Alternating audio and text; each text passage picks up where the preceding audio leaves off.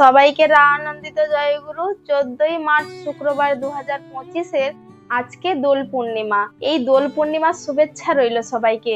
যারা যারা আমার এই ভিডিওটি দেখছেন কমেন্ট বক্সে অবশ্যই জানাবেন কে কোথা থেকে দেখছেন এবং সাবস্ক্রাইব করে বেল আইকনটি প্রেস করে রাখবেন। আমি ঠাকুর রিলেটেড ভিডিও নিয়ে আসি সর্বপ্রথম নোটিফিকেশনটি পাওয়ার জন্য। তাই সবাইকে আনন্দিত জয়গুরু। আজকে 14ই মার্চ শুক্রবার। আজকে আমাদের পাশাপাশি পুরুষোত্তমপুর মন্দির রয়েছে, সেই মন্দিরে আজকে যাওয়ার কথা। আমি তাড়াহুড়ো করে ভিডিওটা বানাচ্ছি, কেননা এই শুভ মুহূর্তটা একটু সবার সঙ্গে শেয়ার করে নেব বলে। আজকে 14ই মার্চ শুক্রবার আমাদের মন্দিরে উদ্বোধন হবে। মায়েদের যে কাজকর্ম নিয়ে বা মন্দির পরিষ্কার পরিচ্ছন্নতা নিয়ে আচার্যদেব আমাদের আশীর্বাদ করেছিলেন এবং সেটি আজকে উদ্বোধন হবে এবং আমরা সবাই যাব মন্দিরে ঠাকুরের কাজকর্ম করে। আজকে এত সুন্দর শুভ দিনে আচার্যদেবের নির্দেশ মতো, আচার্যদেবের আশীর্বাদে আমরা মন্দিরে গিয়ে ঠাকুরের একটু সেবা করতে পারবো, ঠাকুরের সঙ্গে একটু দোল খেলবো, রং নিয়ে একটু ঠাকুরের সঙ্গে মাতবো বলে আজকে বেরিয়ে পড়েছি। আমরা বিভিন্ন কাজে কর্মে অজুহাত দিয়ে বাড়িতে থেকে যাই। আমার ছেলে, আমার স্বামী, আমার ঘর, আমার দুয়ার, আমার কাজ কর্ম ব্যস্ততার মধ্যে থেকে যাই এবং মন্দিরে ওই মাসিক সৎসঙ্গ ছাড়া মন্দিরে যাওয়াই হয় না, বা এমনি ছুটি ছাটা থাকলেই তো এক আধবার মন্দিরে গিয়ে প্রার্থনা। তাই আচার্যদেব তিনি কিন্তু সবই জানেন মন্দিরে কি হচ্ছে কি না হচ্ছে। তাই আমাদের মন্দিরে উৎসবের শেষে দেওঘরে গিয়ে নিবেদনে আচার্যদেব এই কথাটি রাখলেন, প্রত্যেক মায়েদের ক্ষেত্রে, বিশেষ করে মায়েরা এতটা এগিয়ে, প্রত্যেকটা মায়েরা এতটা অ্যাক্টিভ যে তারা ঠাকুরের প্রতি উদ্বুদ্ধ হয়ে এগাচ্ছে এবং তাদের সঙ্গে দাদাদেরও নিয়ে যাচ্ছেন। তাই মায়েদের প্রতি এত জোর দিয়েছেন যে মায়েরাই পারে একমাত্র একটা পরিবারকে ইষ্টমুখী করে তুলতে। আচার্যদেব বলছেন যে মায়েরা যখন মন্দিরে যাবেন বা যাজনে বেরাবেন বা সৎসঙ্গে যাবেন, ঠাকুরের কাজকর্ম করার জন্য যেখানেই যান না কেন, সঙ্গে করে দাদাদেরও নিয়ে যাবেন বগল দাবা করে। কেননা বাবার বাড়িতে গেলে তো দাদাকে নিয়েই যান, তাই মন্দিরের কাজকর্ম করতে গেলেও দাদাকে নিয়ে যাবেন। তাই আমাদেরকে শাসন দিয়ে, আমাদেরকে ভালোবাসার শাসন দিয়ে আচার্যদেব শিখিয়ে দিলেন কি করে স্বামীদেরকে ওই ইষ্টমুখে নিয়ে যাওয়া যায়। আমরাও বাড়িতে কাজকর্ম করি, দাদারাও বাইরে কাজকর্ম করেন, তারাও একটু অবসর টাইমে হলে একটু রেস্ট চান। কিন্তু সেই যে অবসর টাইমে যদি আমরাও তাকে যদি ঠাকুরের কাজে লাগিয়ে দিতে পারি, কিন্তু আমাদের লাভ। কেননা আমাদের স্বামীরা ইষ্ট থেকে আর দূরত্বে থাকলো না, যোগযুক্ত থাকতে পারবে। তাই মাসে একটা বার সৎসঙ্গে গিয়ে বা ঠাকুরের নাম কীর্তন শুনলে, যাজন করলে, প্রার্থনা করলেই তো হয়ে গেল না। মন্দির রয়েছে, ঠাকুর যদি একা বসে থাকে তাহলে কি ভালো লাগবে ঠাকুরের?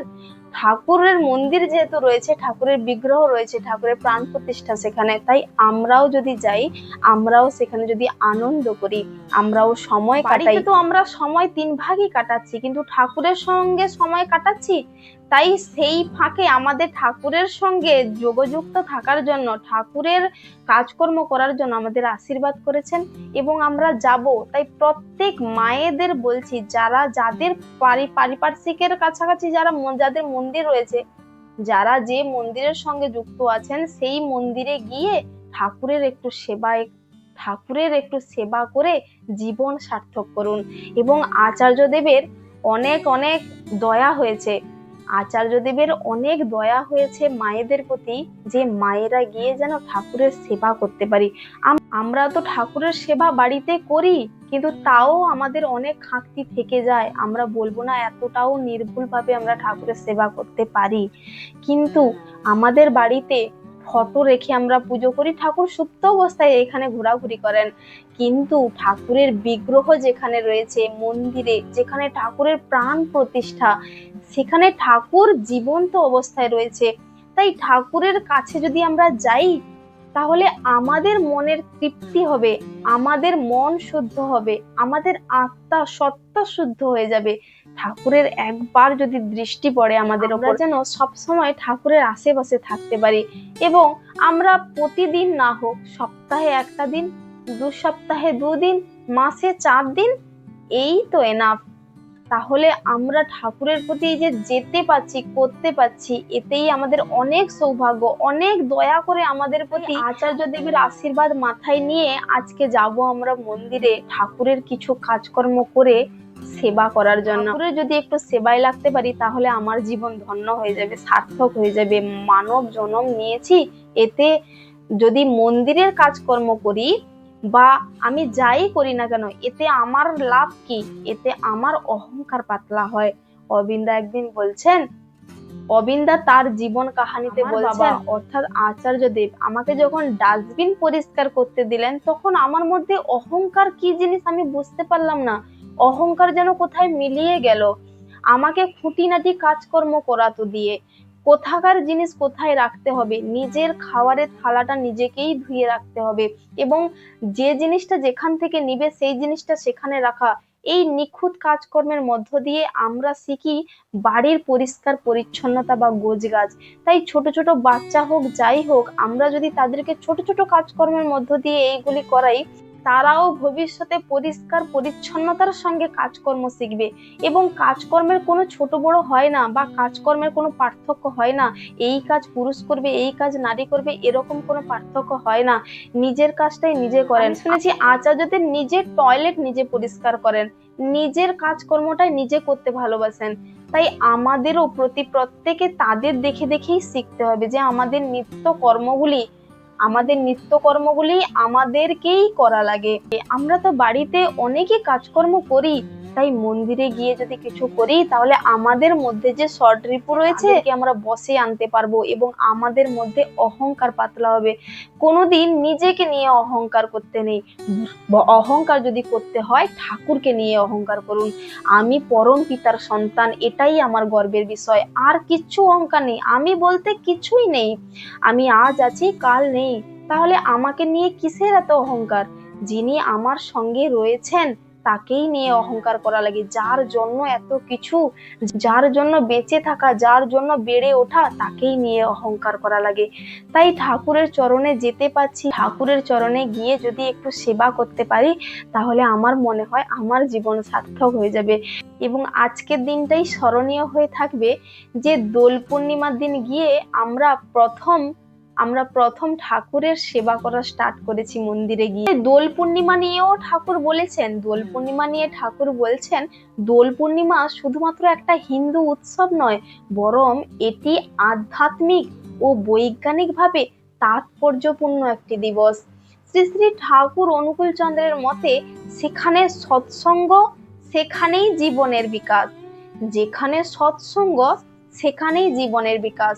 এবং দোল পূর্ণিমা প্রকৃতপক্ষে এক মহা সৎসঙ্গের উপলক্ষ, যেখানে মানুষ ভেদাভেদ ভুলে একাত্ম হয়। দোল পূর্ণিমার প্রধান তাৎপর্য হলো আত্মার সাথে পরমাত্মার মিলন। শ্রীকৃষ্ণ ও রাধার রং খেলা আসলে এক আধ্যাত্মিক লীলা, যা ব্যক্তির ইষ্ট চেতনার প্রতীক। শ্রী শ্রী ঠাকুর অনুকূল চন্দ্র বলেন, যার ইষ্টনিষ্ঠা আছে, তার চেতনায় প্রেম, তার জীবন রসায়িত ও উজ্জ্বলিত। এর ভিত্তিতে দোল পূর্ণিমা ইষ্ট চেতনার উৎসব, যেখানে প্রেম ও ভক্তি রঙের মাধ্যমে প্রকাশ পায়। দোল পূর্ণিমায় আবির বা রং মেখে মানুষ তার পরিচিত গণ্ডি ভুলে যায় এবং সকলের সাথে একাত্ম হয়। এটি আধ্যাত্মিকভাবে আত্মশুদ্ধির প্রতীক, যেখানে বহিরঙ্গের পার্থক্য বিলীন হয়ে যায়। আমি এই দোল পূর্ণিমা নিয়ে পৌরাণিক কিছু কথা বলছি, যা এই দোল পূর্ণিমা নিয়ে বিশ্লেষণ করা রয়েছে। যেমন ভাগবত পুরাণে দোল পূর্ণিমা নিয়ে বলা রয়েছে, শ্রীকৃষ্ণ এই দিন বৃন্দাবনে গোপীদের সাথে রাসলীলা করেছিলেন, যা প্রেম ও ভক্তির প্রকাশ। রামায়ণে দোল পূর্ণিমা নিয়ে তাৎপর্য রয়েছে, এই দিনে রামচন্দ্র অযোধ্যায় ফিরে আসার আনন্দে রং উৎসব পালন করেছিলেন। অন্যান্য ধর্মেও দোল পূর্ণিমা নিয়ে রয়েছে। বৌদ্ধ ধর্মে দোল পূর্ণিমা গৌতম বুদ্ধের উপাসনার বিশেষ দিন। শিখ ধর্মে গুরু গোবিন্দ সিংজি এই দিন হোলি খেলতেন। মুসলিম ঐতিহ্যে রং উৎসবের কিছু উল্লেখ আমলেও পাওয়া যায়। শ্রী শ্রী ঠাকুর অনুকূল চন্দ্রের দৃষ্টিতে দোল পূর্ণিমা শুধুমাত্র আনন্দের উৎসব নয়, বরং এটি ইষ্ট চেতনার উপলব্ধি, চৈতন্য বিকাশ এবং সামাজিক ঐক্যেরও প্রতীক। তাই দোল পূর্ণিমাকে কেবল রং খেলা হিসেবে নয়, বরং এক মহান আধ্যাত্মিক ও বৈজ্ঞানিক উপলব্ধি হিসেবে গ্রহণ করাই শ্রেয়। ঠাকুর অনুকূলচন্দ্র তার সত্যানুসরণেও বলেছেন, সৎসঙ্গ মানে ইষ্টের আকর্ষণ, জীবনের সারবস্তু তার মধ্যেই নিহিত। তাই আমাদের যে সৎসঙ্গে যাই, সৎসঙ্গ মানে কি? সৎসঙ্গ মানে হচ্ছে ইষ্টের প্রতি আকর্ষণ। আমাদের যে ইষ্ট রয়েছেন, আমাদের ইষ্ট গুরু, যাকে আমরা জীবনে নিয়ে চলছি, আমাদের জীবনে প্রতিমূর্ত করে চলছি বাস্তব জীবনে, সেই ইষ্ট গুরুকে আকর্ষিত করার জন্য আমাদের সৎসঙ্গ। এই দোল পূর্ণিমার দিন যত রাগ হিংসা মানুষের মধ্যে থাকুক না কেন, সবাই আপন থেকে আপনতর হয়ে ওঠে এবং সবার সঙ্গে রং খেলার মধ্য দিয়ে এই যে মনের বহিঃপ্রকাশ হয়, মনের ভেতরে যে আনন্দ উৎফুল্ল, এগুলিরই বহিঃপ্রকাশ হয়। সবাই আনন্দে মাতোয়ারা। এত সুন্দর মুহূর্ত এই আজকের এই দোল পূর্ণিমাটি চিরস্মরণীয় আমাদের জীবনে। রং উৎসবের খেলা শ্রীকৃষ্ণ আর রাধা, তার দুজনের মধ্যে যেমন রঙের খেলায় মেতে উঠেছিলেন, তেমনি সেইখান থেকে যে প্রেম, ভক্তি, ভালোবাসার সৃষ্টি। তাই আমাদের মধ্যেও এই রং খেলার মধ্য দিয়ে সবার প্রতি প্রেম ভালোবাসা যেন জেগে ওঠে। পূর্ণিমার দিন এলে আমাদের শ্রীকৃষ্ণ আর রাধারানীর কথা মনে পড়ে যায়, যে তাদের এত সুন্দর প্রেম এবং তাদের যে প্রেম, নিঃস্বার্থ প্রেম। প্রেম মানে পাওয়া নয়, দূর থেকেও ভালোবাসা, সেটিই হচ্ছে প্রেম। তাই তাদের যেই মনের মিলন, এটাই হচ্ছে আসল প্রেম। আজকের দিনটিকে স্মরণীয় করে আমরা দোল উৎসব পালন করি। রাধা কৃষ্ণের প্রেমের রং যেন আমাদের সবার মধ্যে ছুঁয়ে যায়। দিনে মন্দিরে গিয়ে ঠাকুরের সেবা করে, রং উৎসব পালন করে নিজেকে ধন্য মনে করব। সবাই ভালো থাকবেন, সুস্থ থাকবেন। সবাইকে দোল পূর্ণিমার অনেক শুভেচ্ছা রইল এবং সবাই রং উৎসবে মেতে উঠুন। সবাইকে জয়গুরু। পরম প্রেমময়, পরম দয়াল শ্রী শ্রী ঠাকুর দয়ালের চরণে সবার উচ্ছলময় জীবন কামনা করি। সবাইকে আনন্দিত। জয়গুরু। সবাই